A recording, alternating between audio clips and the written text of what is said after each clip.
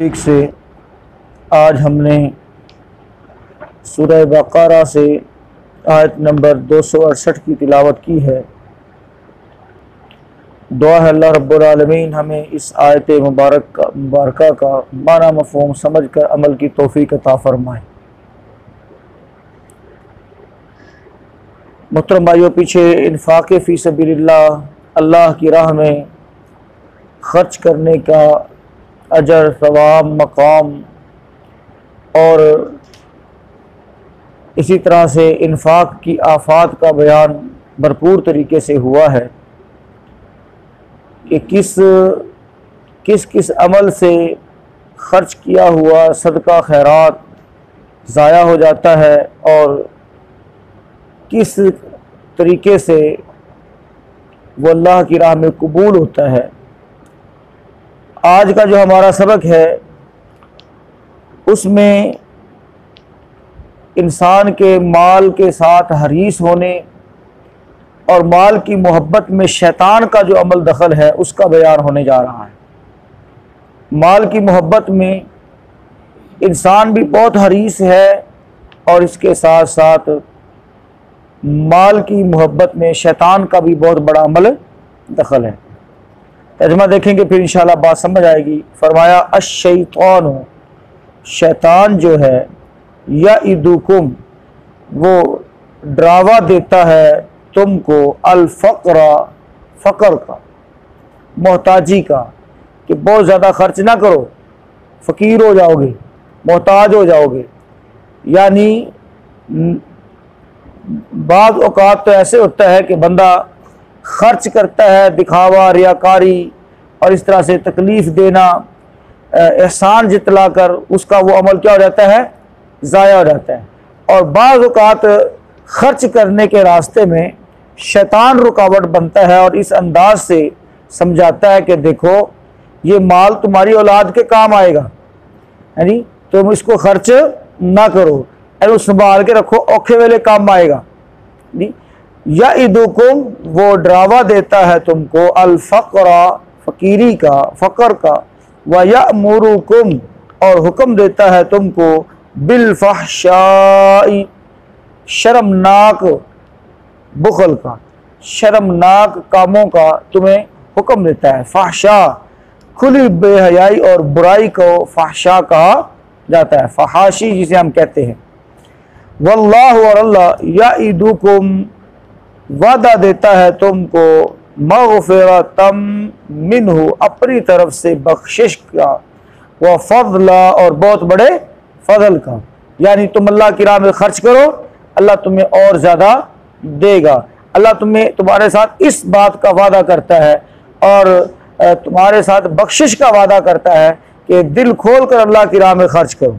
वल्लाहु, और अल्लाह, वासिउन, वुसअत वाला है। शैतान के पास तो कोई इख्तियार नहीं ना, लेकिन अल्लाह ताला के पास सारे इख्तियारात हैं। वल्लाहु, और अल्लाह, वासिउन, वुसअत वाला है, अलीमुन, और सब कुछ जानने वाला है। तर्जुमा दोबारा से देखेंगे।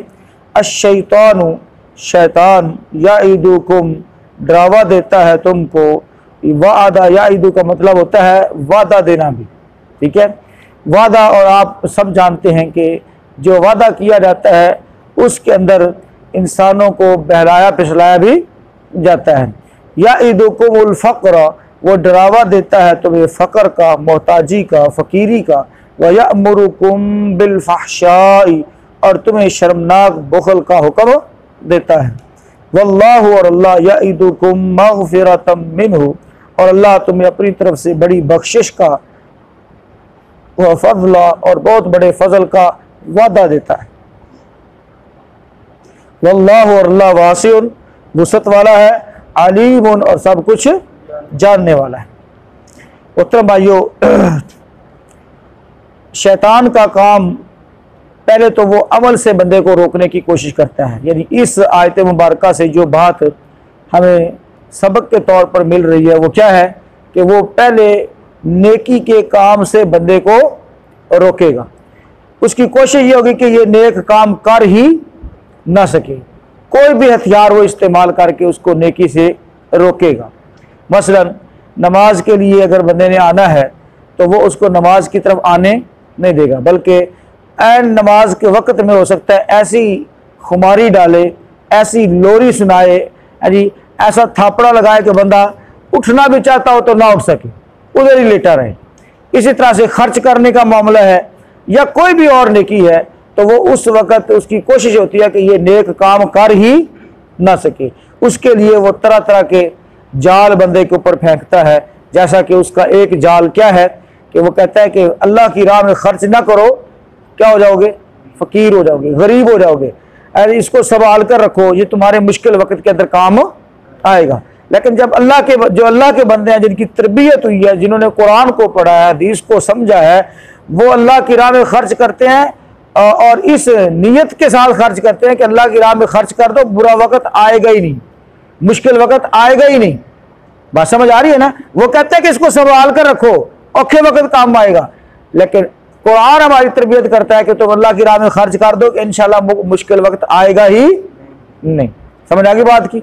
अच्छा, अब एक उसका तरीका यह है कि ये नेकी ही ना कर सके, और दूसरा उसका तरीकाकार ये है कि अगर कोई जोर करके, जबर करके, कोई अपने ऊपर जो है ज़बरदस्ती से कोई नेकिया काम कर लेता है, तो उसकी कोशिश ये होती है कि उसको रियाकारी में डालकर, दिखलावे में डालकर, इसी तरह से उसकी नीयत के अंदर फतूर डालकर, यानी एहसान या फिर जो है कोई और इसी तरह का कोई जरसूमा उसके अंदर पैदा करके वो उस अमल को क्या करता है, ज़ाया करने की कोशिश करता है।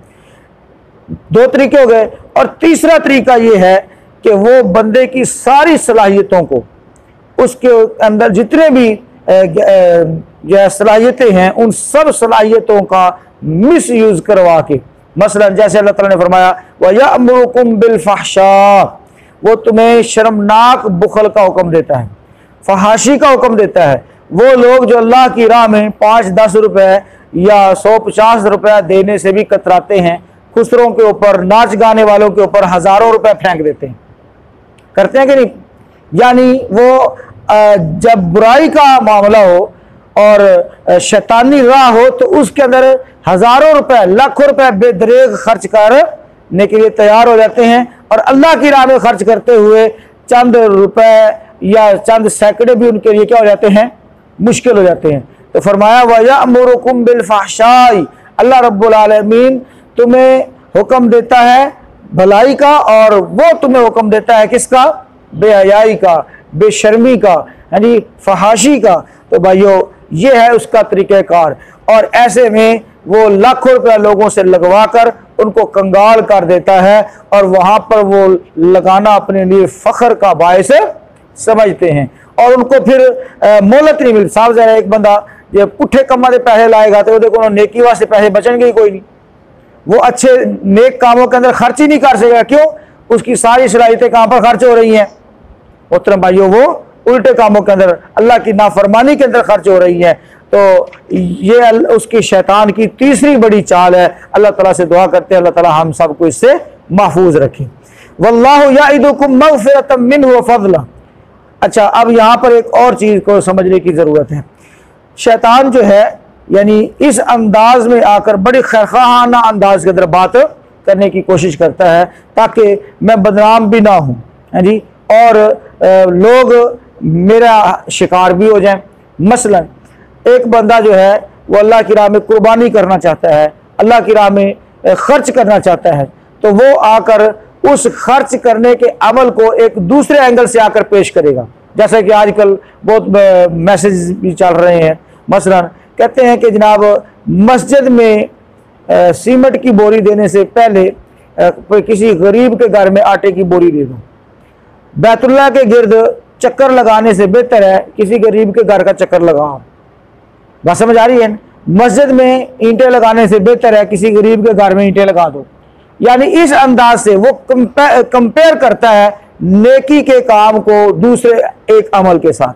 हालांकि कंपेयर कैसे करना चाहिए भाई? डबल स्टोरी मकान तब बनाओ जब आपके मोहल्ले में कोई गरीब आदमी ना रहे, है जी। इसी तरह से हर साल नई गाड़ी, नया मॉडल लेने की बजाय यानी किसी गरीब के ऊपर खर्च कर दो, मोहताज के ऊपर खर्च कर दो। यानी वो एक जो फरीजा है, उस फरीजे के सामने एक नफली काम या एक जो आम नेकी का काम है उसको मुकाबले के अंदर खड़ा करके बंदे की तवज्जो फर्ज से हटाकर किसकी तरफ ले जाएगा, एक आम काम की तरफ ले जाएगा। और अक्सर आपने देखा होगा कि लोग नमाज नहीं पढ़ते, फर्ज नहीं अदा करते और खिदमत खल्क के कामों को बहुत बढ़ा चढ़ाकर बयान करते हैं और कहते हैं कि बस यही नेकी है, यही दीन है, बस हमारा यही दीन ईमान है। फर्ज जाता है तो जाता रहे, फर्ज को छोड़ बैठेंगे।